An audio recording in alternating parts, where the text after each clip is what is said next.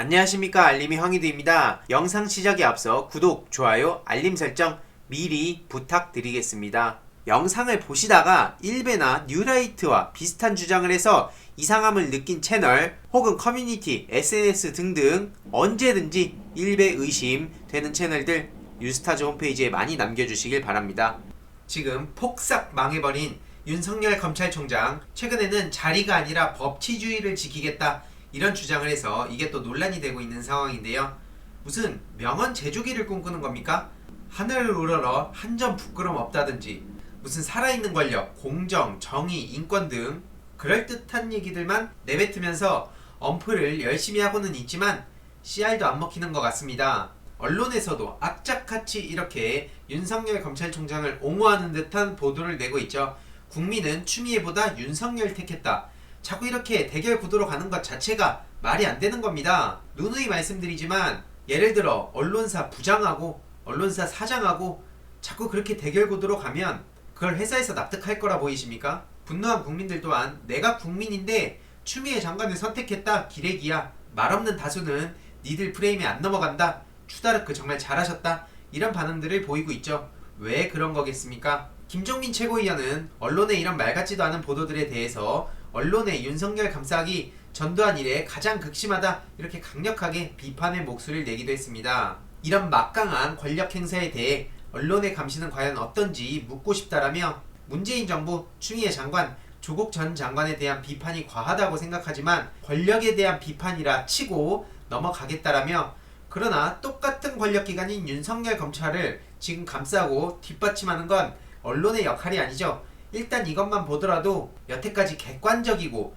중립적이고 뭔가 합리적인 듯한 이미지로 언론이 포장을 해서 대중들을 속여왔다면 이제는 그 실체가 제대로 드러나고 있다는 겁니다. 대놓고 검찰의 입장을 대변하는 언론도 있고요. 이게 도대체 우리 상식적으로 생각해봤을 때 납득이 가냐는 겁니다.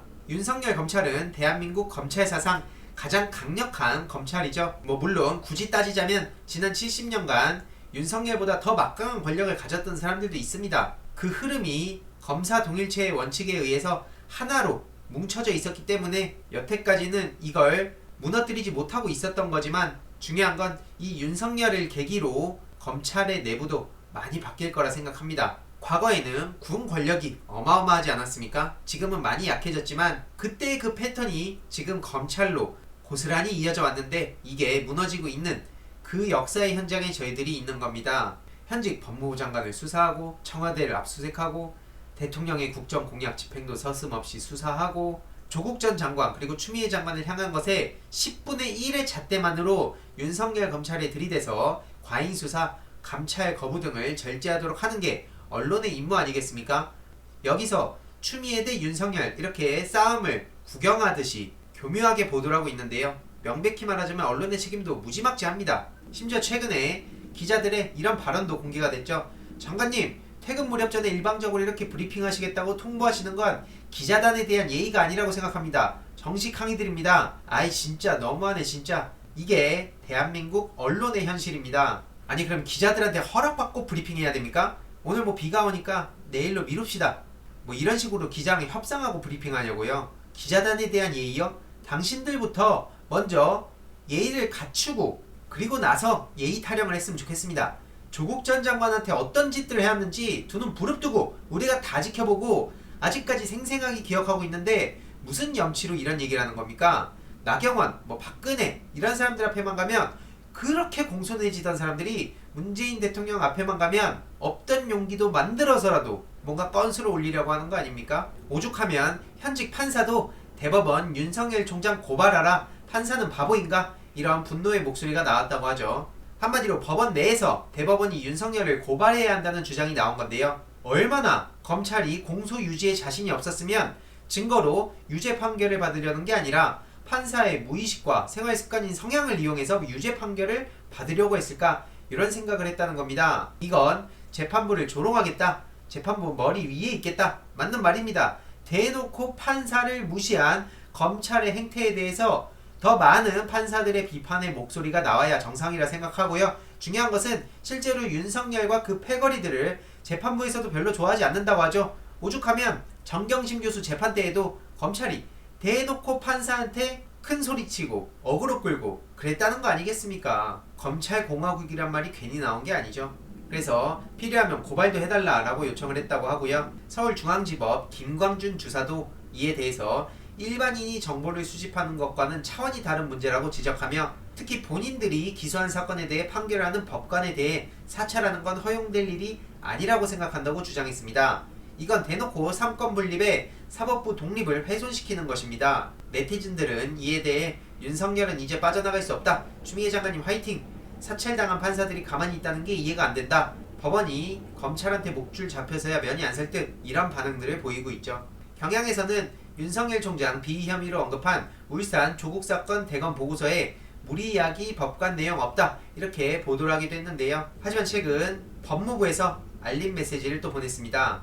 황희석 최고위원 페이스북에도 올라왔는데요. 판사 불법 사찰 문건 관련 무리야기 법관 내용 없다는 취지의 기사와 관련해서 판사의 불법 사찰 문건에는 특정 재판부의 특정 판사를 지목해서 행정처 16년도 무리야기 법관 리스트 포함이라고 기재돼 있고 그 내용에 따르면 법원 행정처의 무리야기 법관 리스트를 확인하고 작성된 것으로 해석될 수 있다며 수사정보정책관실은 말 그대로 수사정보를 수집하는 곳일 뿐입니다.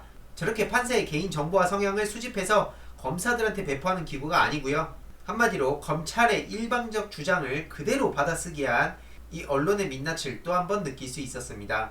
그리고 검찰 내부에서도 여태까지는 뭘 했는지 모르겠지만 검사들이 첫 성명을 낸다고 그러면서 윤석열의 직무 배제, 위법, 부당 그러므로 제거하라는 건데요. 언론에서도 신나게 보도를 하고 있죠. 평검사들 추미애 강력 비판, 대검, 부산 평검사들 불 붙였다, 검란 조짐 한마디로 저렇게 집단 행동을 하고 있다는 건데 항의하는 검사들의 움직임이 심상치 않다는 겁니다. 그런데 다들 기억하시죠? 조국 전 법무부 장관이 일찍이 이런 검찰개혁 과정에서 검사들이 어떤 행동을 보일지를 눈에 훤히 들여다보고 있었기에 저렇게 나가겠다고 하는 사람은 빨리 보내드려야 된다. 집단항명에도 사표를 제출하면 다 받으면 된다. 9년 전에 이런 예언을 하기도 했었습니다. 지금 그들은 뻔히 예측대로 움직이는 거고요. 그렇게 권력이 좋습니까? 그렇게 검사 동일체의 원칙이 좋습니까?